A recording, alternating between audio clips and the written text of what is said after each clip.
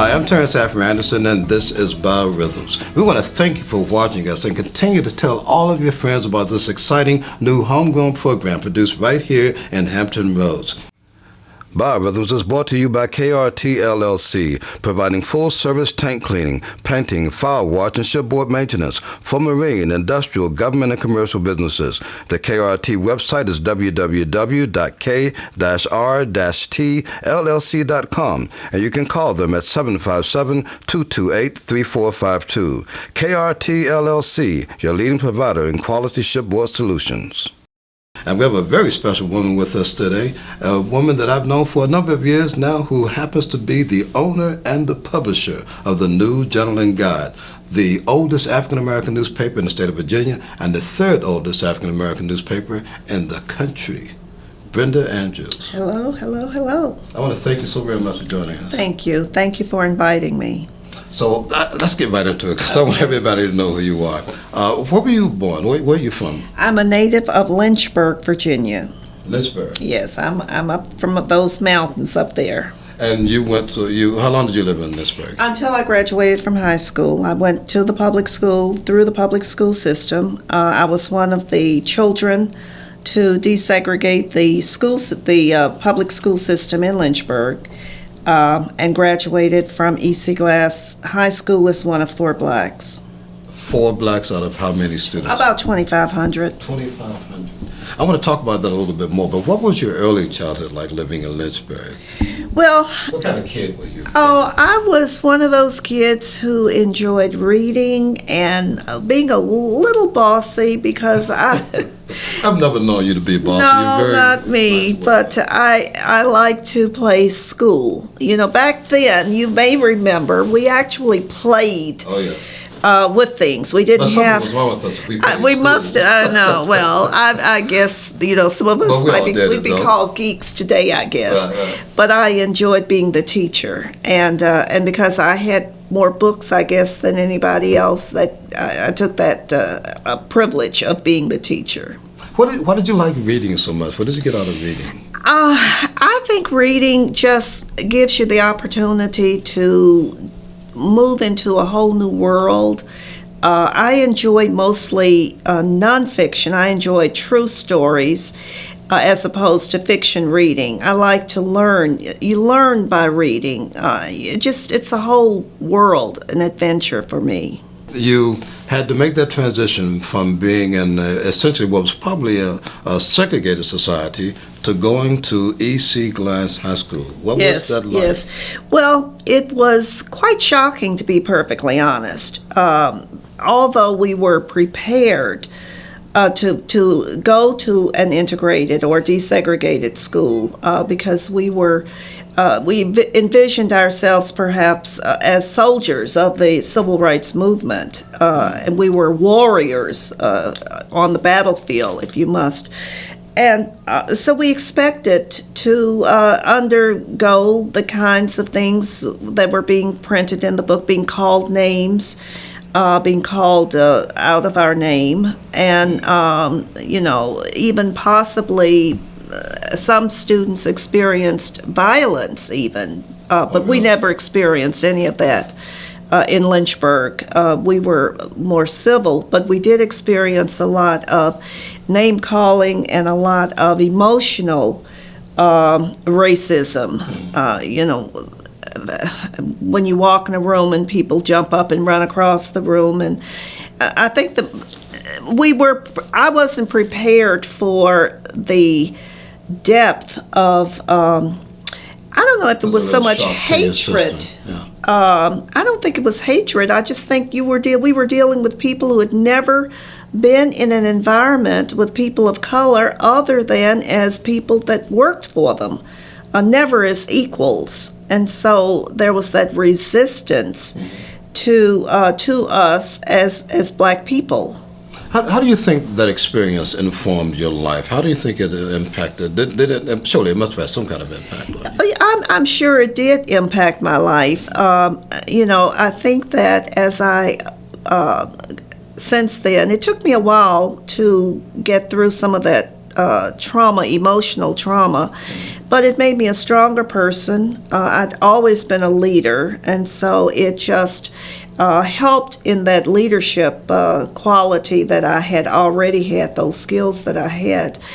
And it helped me to just know that I could endure some kinds of emotional disorder. So you had already started with your interest in reading as a little girl. Did you continue that while in high school? Yeah, I've always, English is what I majored in when I went to college.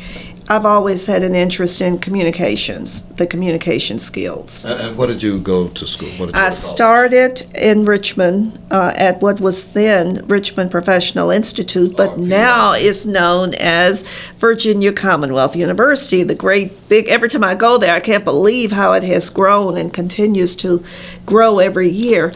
But I actually graduated in California. That's because you met someone I met someone, my first husband, a very special person at RPI, and we ended up as husband and wife. And he was in the Air Force, and so was stationed in California. That's how we got to California. And this again was Sacramento. Yes. Okay. So what was your major in? English. Okay. In and education. I got it at that time. I don't know if they still do it, but at that time, my bachelor's was in English, and then there was the requirement to do a 5th year, just for the education part of it, to be able to teach, and so that's what I got my teaching credential. And so when you graduated from, what was it, Sacramento State? At that time, it was Sacramento State College. Okay. Now it's called California State University at Sacramento. They've put them all together under the university system. And you began teaching shortly after that. You started teaching after graduation. I taught for a short time in a suburb of Sacramento. And what did you do after that? You taught for a little while? Taught for a little while, and then my first husband and I decided to part, and I decided to do something different with my life outside of the classroom, and I joined the Army. You joined the Army? I was actually a soldier. I'm a trained killer.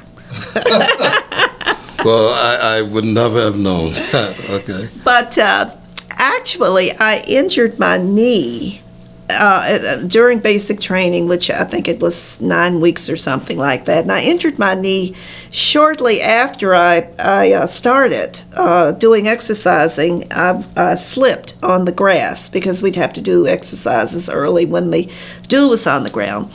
And so I had an option to get out. Like a month or so after I joined. But being the kind of person I am, and I guess this goes back also to E.C. Glass, I don't quit. I'm not a quitter. Well, I don't want you to quit right now, but we're going to take a little bit of a break, okay? And when we come back, we're going to get into this a lot more. Okay, no. We're going to ask you to stay tuned with us for the next segment of Biorhythms with Brenda Andrews.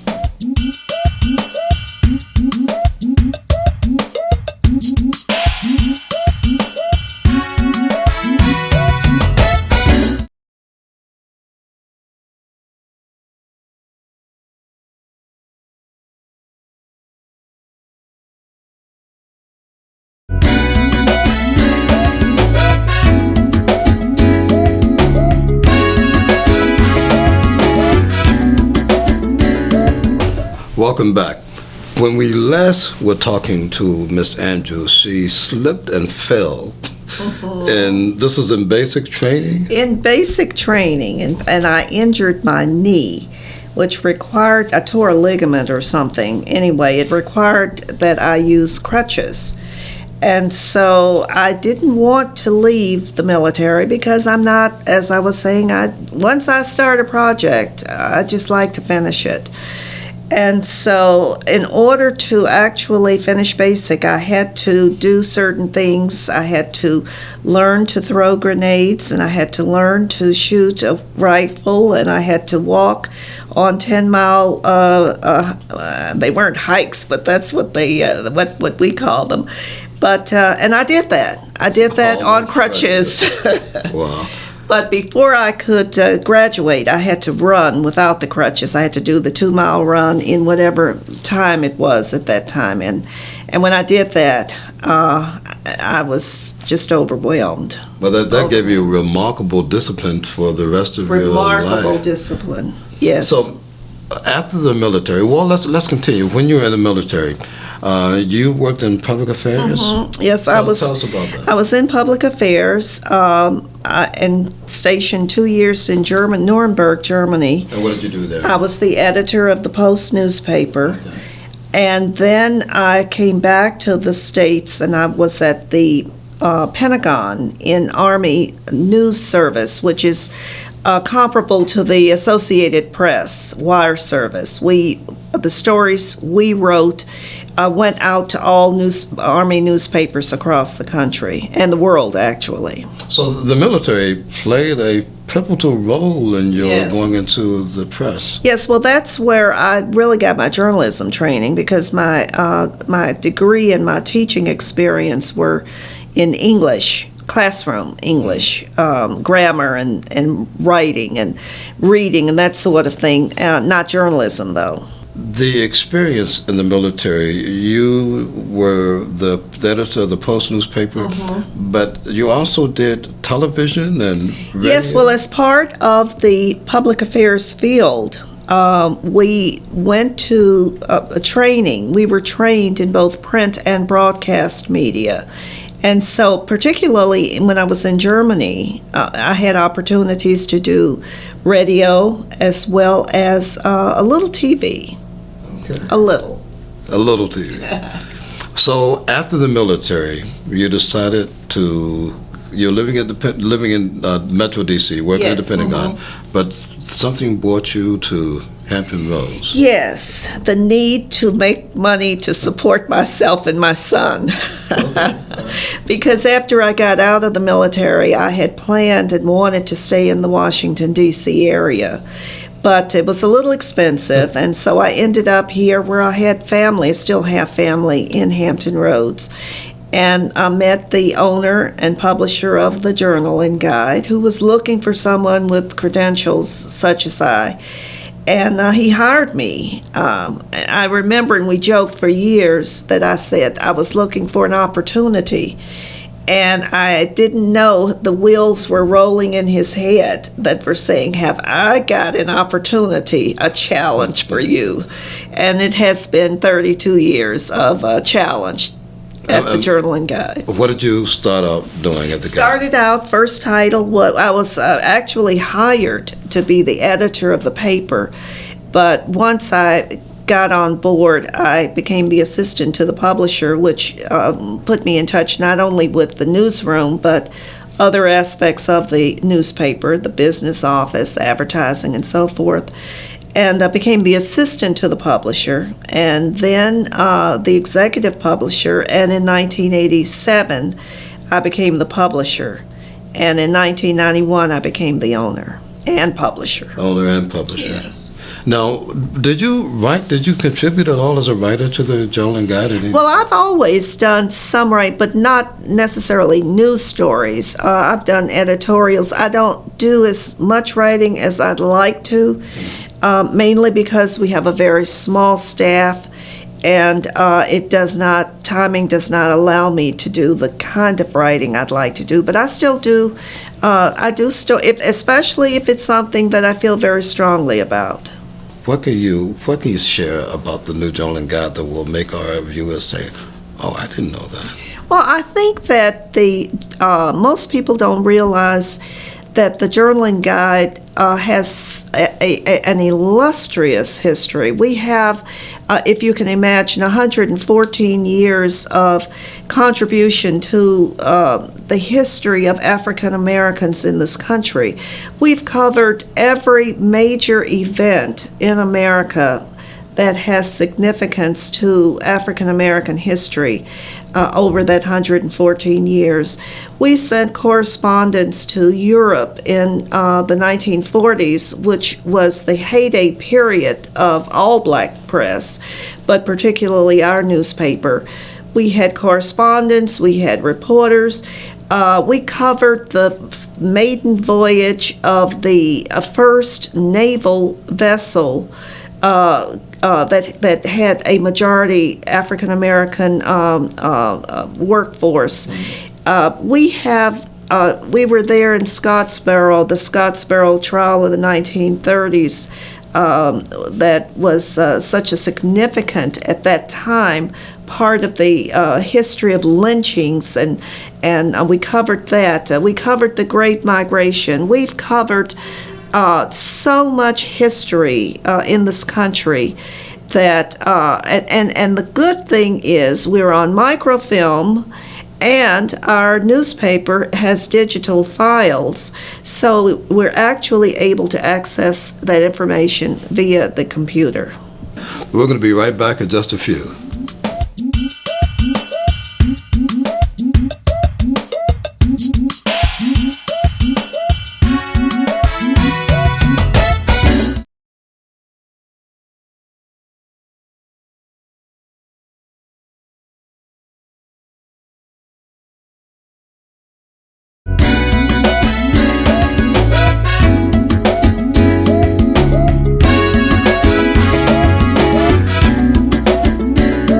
This beautiful lady that I'm talking to today is Miss Brenda Andrews, owner and publisher of the New Journal and Guide. We've been having some very interesting conversation about the guide's history. And I didn't know that. Maybe I had heard that about the guide having dispatched journalists to cover the war. Yes. World War II? World War II. We were in World War I too, but World War II is where we really made our presence. We had not just one, but several reporters and photographers who were sent abroad. In fact, there were 5 black newspapers in the country that did that kind of reporting, and we were the group that sent stories back for other newspapers, all of the black newspapers across the country. The Journal and Guide was the only one south of the Mason-Dixon line. The others were the Chicago Defender, Baltimore, Pittsburgh Courier, New York, Amsterdam News. But the Journal and Guide, being in the South, and being able to do that, I think speaks a lot about the type of newspaper that was being published. It was a massive operation. At one time, the Guide was the single largest employer of black labor in the South. We had a tremendous operation going on.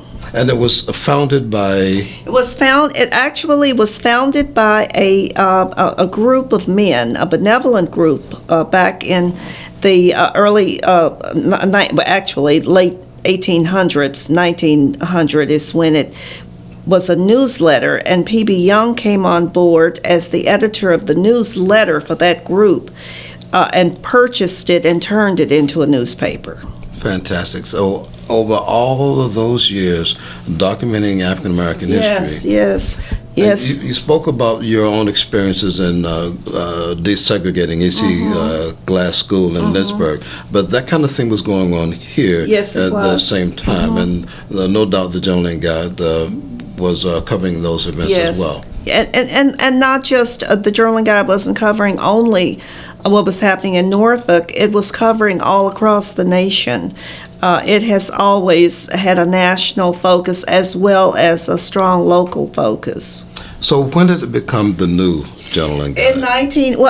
Actually it has been the New Journal and Guide down through the years. It's been the Journal and Guide, it's been the New Journal and Guide, it's been the Norfolk Journal and Guide, but it most recently became the New Journal and Guide in 1991 when I became the owner. And the whole idea is just stepping it up to a new level. Yes, to a new level. In fact, my aunt, who's no longer with us on this side of the water, she said, when people would say, when did it become the new, and why did you put that? She said, well, there's New Tide and there's new everything, so now there's the New Journal and Guide, too. And speaking of new, technology has changed over the years, and so it's gone from a printed paper to being both printed and online? Yes, digital formatting is not just something for the future. It's very much real currently. And so in order to keep abreast of the trends and to bring in new readers, to bring in as particularly younger readers who rely more on online and websites and all of the social media pointers that are going on, we also are following that trend. Mm-hmm. The technology, the internet and social media and so forth has had a significant impact on papers across the country, and that must be especially so for an African American newspaper that tends to have a much smaller readership. Absolutely, and also because the African American community, the people who historically have supported the African American press tend to be an older group of people, and that older group of people tends more toward print rather than digital, and so I can relate to that. Yes, and so it would be, we feel an obligation, not just we at the Journal and Guide, but other black newspapers, an obligation to continue the print publication as we move into the digital age, to support our strongest and most loyal readership base, but also to encourage a new readership. With the papers like the New Journal and Guide in the African American community playing such a potent voice, recognized by the readership as well as recognized by people that don't necessarily subscribe or not in that demographic. What would you say, how would you reach out to those people to tell them, to give an urgent call that the papers like the New Journal and Guide need to be preserved because of the important role that they have played historically as a voice of a people? You hit it so clearly on the head. I think people value the history of black newspapers, but don't fully understand the relevancy or the importance of maintaining and preserving them in the present time period. And the answer that I give to that question is that when the founding fathers, the founding publishers back in 1827 did the very first black newspaper, they said they did it because for too long others have spoken for us. Now we wish to speak for ourselves. That hasn't changed. It's important to be able to tell your own story and to be able to tell your own story from your own perspective.